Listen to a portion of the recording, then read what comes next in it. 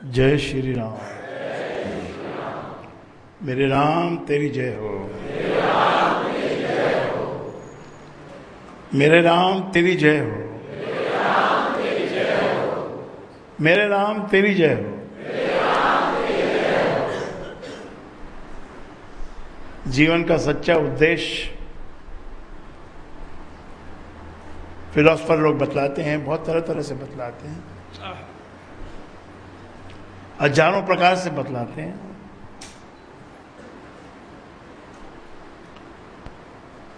परंतु उस सच्चे उद्देश्य की चर्चा करते करते भी वो भी माया में लिपट जाता है। माया इतनी प्रबल है कि संसार के जो ये लोग हैं, ये माया की भाषा ही समझते हैं, बाकी दूसरी भाषा नहीं समझते। इसलिए भजन में भी कह दिया कि तुमको डायमंड की ट्रेडिंग सिखाएगा गुरु। डायमंड मतलब माया,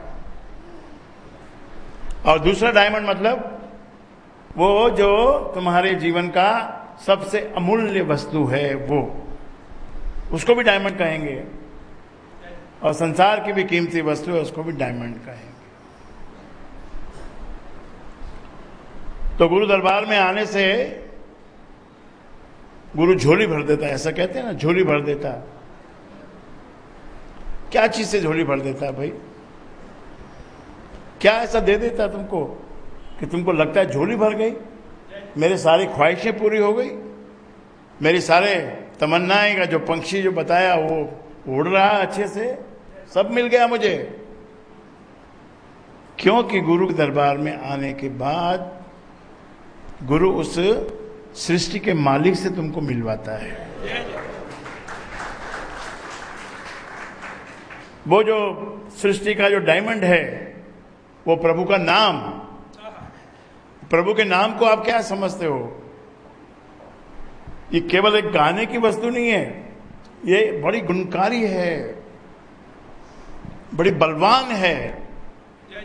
कितनी बलवान है कि तुमको किसी भी प्रकार की कोई इमरजेंसी आ जाए, और आएगी इमरजेंसी तो उसके बिना जीवन नहीं चलता है। तुम खुद ही इमरजेंसी के तरफ बढ़ रहे हो। तुम्हारी कोशिशें तुमको ऐसी जगह पर ले जा रही हैं जहां तुमको आगे जाके बहुत तकलीफ होगी। अभी नहीं होगी, आगे जाके तुमको तकलीफ होगी। और गुरु को दिखता है, इसलिए गुरु पहले से चेतावनी दे रहा है कि भाई हट जा, मुड़ जा, पीछे हट जा। क्यों? इस माया के पीछे लगा है, इसके पीछे तो हम दौड़ रहे हैं सब।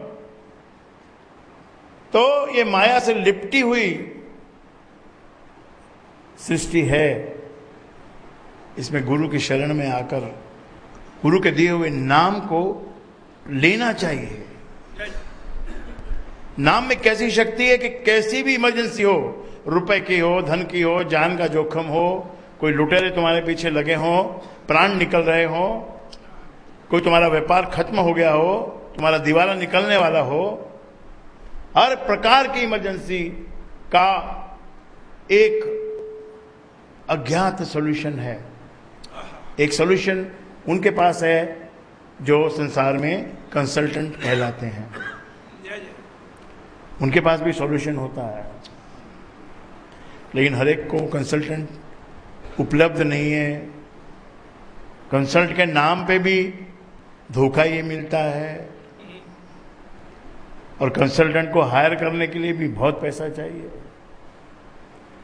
केस अगर आपको सुप्रीम कोर्ट में ले जाना है तो पहले दिन ही 25 लाख रुपए चाहिए, चाहे केस कैसा भी हो। 25 लाख, 5 लाख रुपए वकील लेता है एक बार खड़े होने का, और उस दिन तारीख पड़ जाती है। जो आपने कभी कोर्ट देखा नहीं है, कोर्ट में क्या होता है, जिसने नहीं देखा हो तो घबरा जाता है। रुपया लुटा देता, लूटने के बाद तक भी कुछ नहीं होता। रुपया लूटने के बाद भी कुछ नहीं होता। ऐसे ऐसे कंसल्टेंट इस संसार में बैठे हुए हैं। संसार उनके कारण सब जो दुखी जब हो जाता है तो मनुष्य किसी न किसी के पास जाता है। तो अपने पास क्या वस्तु है अपने पास उस दुख का निदान करने के लिए, उस इमरजेंसी का निदान करने के लिए अपने पास अनमोल हीरा है। जय जय जय जय। और वो है प्रभु का नाम। नाम में अपार शक्ति, अपार का मतलब किसी भी काम में आने वाली शक्ति, और जिसका कोई अंत नहीं, जिसको 100 आदमी नहीं रोक सकते, 1000 आदमी जिसका सामना नहीं कर सकते, लाखों करोड़ों आदमी जिसका सामना नहीं कर सकते, ऐसी शक्ति इस नाम के भीतर है। किसको मिलेगी? जो गुरु की बात में विश्वास रखेगा, बस केवल उसी को मिलेगी। संत अपने भजन लिखते हैं, यही कहते हैं कि इसमें भी है पर इसमें नहीं है, व्रत में उपवास में है लेकिन नहीं है, काबा काशी में है लेकिन नहीं है, मस्जिद में है नहीं है भी और नहीं भी है। मानने वाले के लिए है, दूसरे के लिए नहीं है। मंदिर के जो द्वार हैं, जो मंदिर का जो आंगन है, वहां तक माया पहुंची हुई है। आप कैसे बचोगे इस माया से? माया से नहीं बच सकते। तो माया में तो चल ही रहे हैं सब, डूब ही रहे हैं सब। ये जो सत्संग है, इसके अंदर भी माया रहती है। साधना करने निकलो तो भी माया रहती है अंदर। साधना में भी माया साथ साथ चलती है। इतनी वेश बदल के आ जाती है, ये वेश बदल के आ जाती है। सबके मन में ऐसा विचार रहता है, एक छुपा हुआ, कि घर से मैं दुखी हो गया हूं, यहां कोई साधना का वातावरण नहीं है। एक बार जंगल में निकल जाऊं, बाहर निकल जाऊं, कहीं चला जाऊं, घर छोड़ के चला जाऊं, तो वहां जाके फिर प्रभु को पाऊं, साधना करूं, नाम जपूं। ये भी इच्छा होती है, लेकिन प्रैक्टिकली कुछ नहीं होता ऐसा। आदमी घुटता रहता है। और जो जाके आता है उसका क्या हाल होता है?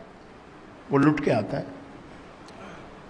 तुम तो केवल घर में घुट रहे हो, लेकिन निकल अगर गए तो पूरे ही लुट के आओगे। ऐसे ऐसे राक्षस रूपी महाबली बैठे हैं कि बच्चा क्या तलाश में निकला है, कि मुझे परमात्मा के दर्शन करने आओ, हम करा देंगे। कितना पैसा लाए हो? कि पैसा तो महाराज लाया तो कुछ नहीं हूं। तो फिर जाओ हरिद्वार में, उधर गंगा जी में नहाओ, फोकट में नहाओ, उधर कोई तुमको पूरी सब्जी खिलाने वाला भी मिल जाएगा, वो खा लो और तुमको भगवान का दर्शन हो जाएगा। अगर पैसा लाए हो तो मेरे पास आ जाओ, पहले ये पैसा मेरे चरणों में रख दो, उसके बाद तुमको ईश्वर का दर्शन अपने आप हो जाएगा। तो ऐसा एक भ्रमित व्यक्ति था, चला गया, निकल गया। कितना भटका बाप रे, कितना भटका। इस आश्रम में, उस आश्रम में, उस महात्मा के पास, उस महात्मा के पास, उस जंगल में किसी ने कुछ बतलाया, किसी ने कुछ बतलाया, किसी ने कुछ बतलाया। बहुत साल निकल गए, बहुत साल। अंदर अंदर ये सब चीजें चलती रहती है, आपके भी अंदर चलती रहती है। ऐसा नहीं कि उसी के अंदर चलती है, लेकिन वो तो चला ही गया, निकल ही गया। 20 साल तक भटकता रहा। 20 साल में तो बहुत कुछ हो जाना चाहिए, और हुआ क्या हुआ? 20 साल तक भटकने के बाद में फिर घर की तरफ मुंह हो गया।